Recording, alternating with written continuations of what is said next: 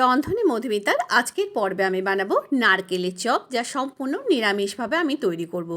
তার জন্য একটা নারকেল নিয়ে সেটাকে খুব ভালো করে কুড়িয়ে নিই। মিক্সিতে কোরানো নারকেল নিলাম লঙ্কা কুচি, আদা কুচি, ধনেপাতা কুচি, হলুদ গুঁড়ো আর হলো স্বাদ মতো চিনি দিয়ে মিক্সিতে একটা পেস্ট বানিয়ে নেব।